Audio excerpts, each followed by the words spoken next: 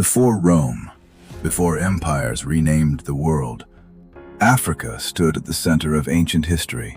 This series follows the overlooked intersections of scripture, empire, and African kingdoms, told with historical discipline and documentary restraint.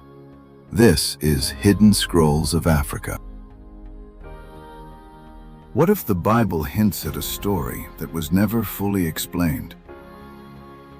A story about angels who came down to earth, not as messengers, but as rebels. Most people know the great stories of the Bible. They know about Noah and the flood. They know about Abraham, Moses, David, and the prophets. But hidden in the shadows of Genesis is a mystery so strange, so unsettling, and so controversial that it has fascinated readers for thousands of years. It is a story about heavenly beings, forbidden knowledge, giants, judgment, and a book that survived in one of the oldest Christian traditions on earth. That story is the story of the Watchers.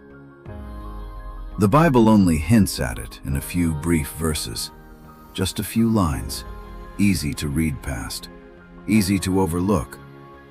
But those few lines open a door into a much larger tradition preserved in ancient writings, especially in the Book of Enoch, a text remembered, copied, and protected for centuries in Ethiopia. And once that door is opened, the questions begin immediately. Who were the mysterious beings described in Genesis as the sons of God? Why did ancient people connect them to giants? Why did some early believers know this story so well, while later generations barely heard of it at all? And why did Ethiopia preserve a book that much of the rest of the Christian world left behind? To understand the mystery of the Watchers, we have to begin where the Bible itself begins to whisper about them. In Genesis chapter 6, just before the story of Noah and the flood, the text says that the sons of God saw that the daughters of men were beautiful, and they took wives for themselves. Then, almost without explanation, the passage says that there were giants in the earth in those days, and also afterward, when the sons of God came in to the daughters of men, and they bore children to them. That is one of the most mysterious passages in the entire Bible. It is brief, it is cryptic, and it leaves behind more questions than answers. Who were these sons of God? Were they kings? Were they rulers? Were they human men from a powerful bloodline? Or were they something more than human? For centuries, interpreters argued over those questions. Some tried to explain the passage in a way that avoided the supernatural entirely. Others believed the text was preserving the memory of an ancient rebellion that took place before the flood. And it is here that the Book of Enoch steps forward and says, in effect, "Let me tell you what happened." According to Enoch, these beings were angels, not ordinary messengers carrying out the will of God, but a specific order of heavenly beings known as Watchers. The name itself is powerful, Watchers. They were watchers because they observed.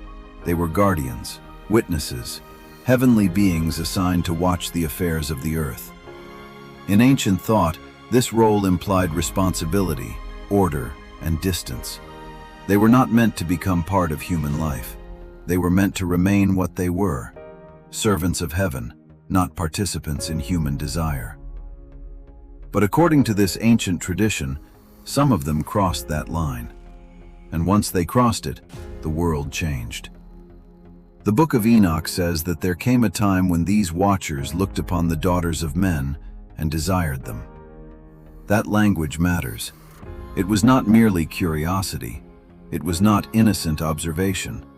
It was desire. And desire, once fed, became decision.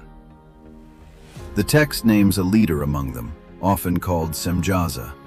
Under his leadership, a company of 200 watchers made a pact together. They feared the consequences of what they were about to do. Each one knew that if he acted alone, he might bear the punishment alone. So they bound themselves together by oath, They swore to each other that none would turn back, none would abandon the plan. That oath, according to the tradition, was made on Mount Hermon. Mount Hermon stands in the far north, rising above the region with an imposing presence. Even today it has an air of distance and height, a place where heaven and earth seem to draw near. In the story of the Watchers, it is the mountain of decision, the mountain of descent, the place where rebellion was sealed. 200 heavenly beings, one mountain, one oath, one act of defiance. And then they descended. That detail is what gives the story its power. The Watchers did not simply fall in the abstract. They came down. They crossed a boundary. Heaven and earth, in biblical thought, are distinct realms. To violate that distinction is not a small offense. It is cosmic rebellion. And according to Enoch, the Watchers did more than take wives. They brought with them knowledge that humanity was not meant to possess in that way, at that time, and under those conditions. This is one of the most fascinating parts of the story. The Watchers are not remembered only for forbidden unions. They are remembered for forbidden teaching. One taught the making of weapons. Another taught the working of metals. Another taught enchantments and root cuttings. Others revealed astrology, the signs of the heavens, the courses of the moon, and secret knowledge associated with power, beauty, seduction, and domination. Now think about what that means in the ancient imagination. This is not merely a story about angels and women. It is a story about civilization going wrong. A story about knowledge detached from righteousness. A story about skill without wisdom, power without obedience, discovery without moral restraint. In this tradition, the corruption of the world before the flood is not explained only by ordinary human sin. It is intensified by a deeper disorder, a transgression in which heavenly beings and human beings together produce violence, chaos, and corruption on the earth. That is why the story feels so heavy. It is not simply strange, it is tragic. The Book of Enoch says that as this corruption spread, the earth began to cry out. Violence increased, bloodshed increased, wickedness multiplied. Humanity, instead of being lifted upward by knowledge, was dragged downward by it. What had been given as secret power became a weapon against creation itself. And then came one of the most unforgettable elements of the entire tradition: the giants.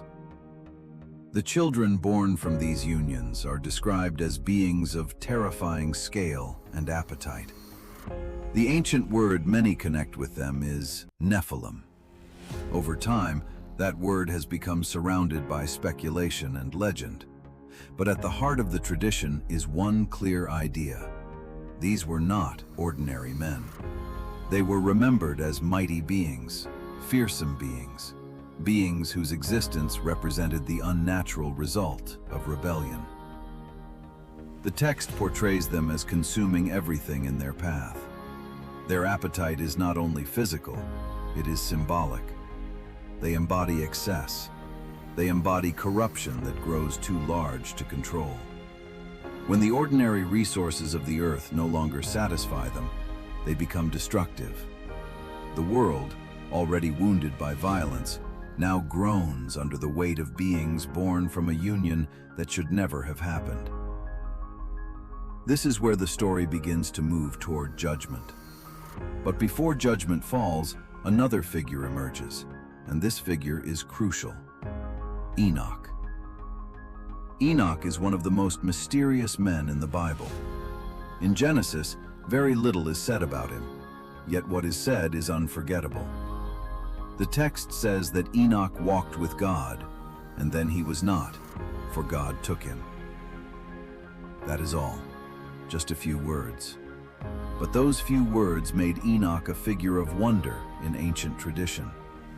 He was remembered as a righteous man, a man set apart, a man whose closeness to God made him unique among the generations before the flood. And in the Book of Enoch, that uniqueness becomes central to the story. Because when the watchers realize that judgment is coming, they do not go directly before the throne of God themselves. Instead, they turn to Enoch. Imagine the scene. These mighty beings, once watchers of the earth, now trembling before the prospect of judgment, approach a human being and beg him to intercede for them. They ask Enoch to carry their petition upward, to plead for mercy, to speak on their behalf. That detail is astonishing. It reverses the order of power. The beings who once looked down upon humanity now depend upon a righteous man to carry their words. It is one of the clearest signals in the story that their rebellion has brought them low. Enoch takes their request, but the answer he receives is not the answer they hope for. Instead of mercy, he receives a declaration of judgment. Instead of restoration, he receives a vision of what is coming. The watchers, who abandoned their station, will not simply be excused. They will be bound. Their children will perish. Their rebellion will be remembered not as glory, but as a warning. The Book of Enoch then expands into something even more extraordinary: the heavenly journeys of Enoch. He is shown visions of the heavens, of cosmic order, of places of imprisonment, of fire, darkness, stars, and judgment. Whether one reads these visions literally, symbolically, or as apocalyptic literature shaped by spiritual imagination, their impact is unmistakable. They place the story of the Watchers inside a much larger vision of divine order. In these visions, creation is not random. Heaven is ordered. The movements of the luminaries are ordered. Judgment is ordered. God is not confused by rebellion. God is not threatened by chaos. Everything unfolds within the reach of divine authority. That matters because the story of the Watchers can easily feel overwhelming. Forbidden knowledge, giants, violence, cosmic rebellion. It all sounds like disorder without limit. But the message of Enoch is that even when creation is disrupted, heaven remains sovereign. The rebellious Watchers are shown their end. They are bound and held for judgment. In later traditions, this becomes associated with chains of darkness, imprisonment beneath the earth, and a waiting period until final reckoning. The imagery is severe because the offense is severe. These were not ignorant creatures stumbling in weakness. According to the tradition, they were beings who knew their place and abandoned it. And the flood, in this larger framework, is not just a response to ordinary corruption.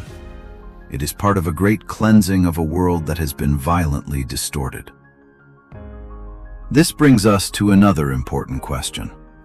If the Book of Enoch was known in ancient times, why did it disappear from so many biblical traditions? The answer is not simple, but several things can be said. First, Enoch was not an unknown fringe text in the ancient world. Fragments of it were found among the Dead Sea Scrolls, showing that parts of it were valued in Jewish circles long before the rise of Christianity. That alone tells us something important. This book was not invented in late times to satisfy curiosity. It belonged to a real stream of ancient thought. Second, the influence of Enoch can be felt beyond its own pages. The New Testament letter of Jude contains a direct quotation traditionally associated with Enoch. Other New Testament passages, especially those that speak of angels who sinned and are kept in chains, sound deeply connected to this older tradition. In other words, early believers knew this world of ideas. They breathed its atmosphere. They recognized its language. So why was the book not kept everywhere? partly because canons developed differently in different communities, partly because some books were widely read without being included in every formal canon, and partly because the content of Enoch is challenging.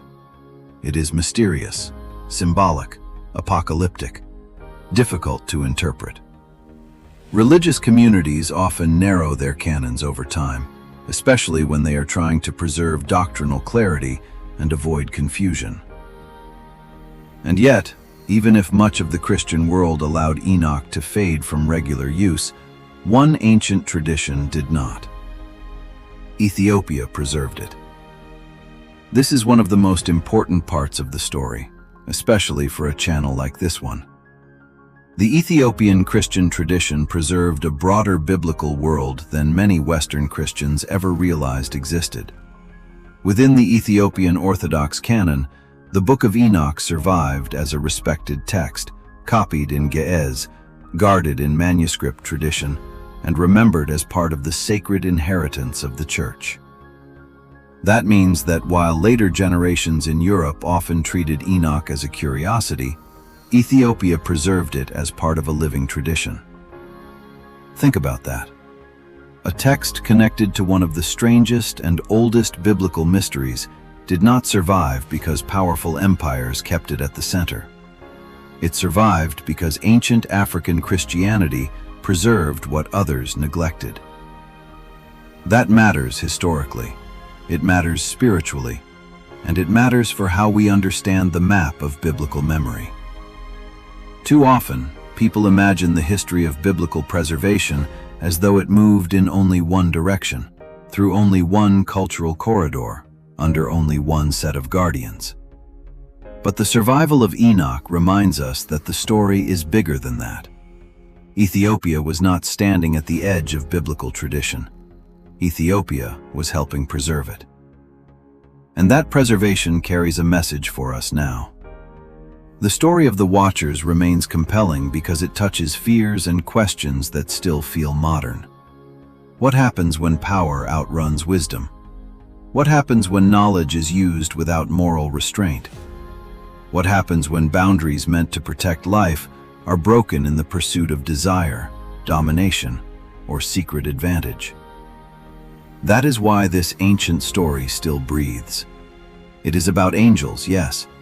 It is about giants, yes. It is about a lost book and a hidden tradition, yes. But it is also about corruption entering the world through pride, through appetite, through the misuse of gifts. It is about judgment, but also about memory, about what humanity forgets and what faithful communities preserve. And there is another reason the story endures. It leaves us with mystery. Who exactly were the sons of God in Genesis? How literally should the giant traditions be read? How should Enoch's visions be understood? What is symbolic? What is historical memory? What is theological warning wrapped in apocalyptic language? The text does not flatten those questions for us. It leaves them alive. And maybe that is part of why the story has survived so long. Some passages in Scripture comfort us, some passages instruct us, and some passages confront us with the sense that the world is deeper, stranger, and more layered than we imagined.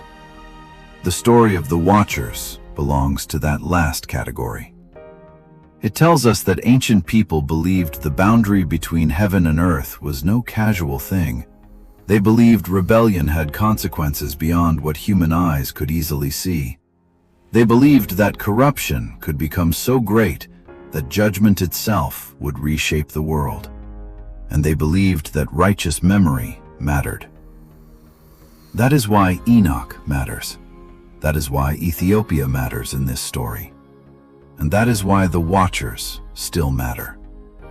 Because hidden behind a few lines in Genesis is a reminder that not every biblical mystery was meant to be shallow. Some were preserved like buried fire, waiting for the right hands to uncover them again. So the next time you read Genesis chapter 6, do not rush past it. Pause over the mystery. Hear the echo of older voices. Remember the mountain called Hermon. Remember the oath. Remember the forbidden knowledge. Remember the giants. Remember Enoch, the man who walked with God. And remember that while much of the world forgot this ancient book, Ethiopia did not. The Watchers descended. The earth was changed. Judgment came. But the memory remained. And across the centuries, in preserved manuscripts, guarded traditions, and ancient faith, the story endured. A warning, a mystery, and a hidden scroll that was never completely lost. The Watchers were watching, and perhaps, in the pages they left behind, they still are. This is Hidden Scrolls of Africa. The scrolls still remember. If you want the story's history left out, subscribe.